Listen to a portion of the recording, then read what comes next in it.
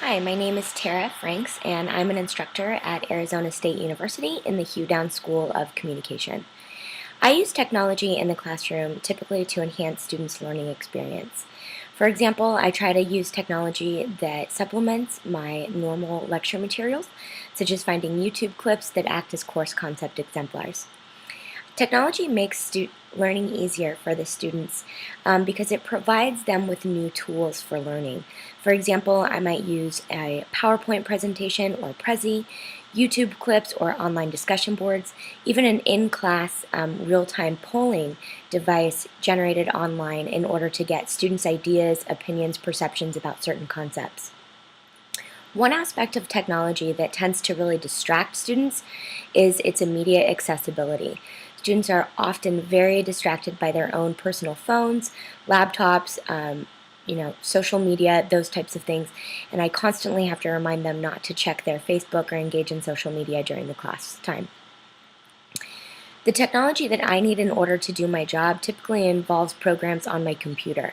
I do most of my lesson planning through PowerPoint, Prezi, using online Office Word documents or discussion boards and polling sites used online. Otherwise, I use my own personal computer to help me organize all of my lectures. My students do have the option to communicate with me outside of course time, and that is typically via email. A teaching tool that I could never have imagined 10 years ago today is probably the immediate online polling devices that we can use in the classroom. Also, the use of YouTube clips tends to be pretty neat for the students. I know I never had that experience when I was in school. We also use clicker technology in some of our larger lecture classrooms, and I never would have thought that we would have used that long ago. As far as the polling questions that you are interested in, if my computer instantly stopped responding, I would most likely panic immediately, but then luckily turn to another computer. I back up all of my personal and professional files online through Dropbox and also through an external hard drive. Secure password to me is one that protects my personal, professional, or intellectual property, is what I'm trying to say, away from people who might use that information to harm others or in order to violate those privacy laws. If I didn't have a phone, I would most likely still be able to find my way around.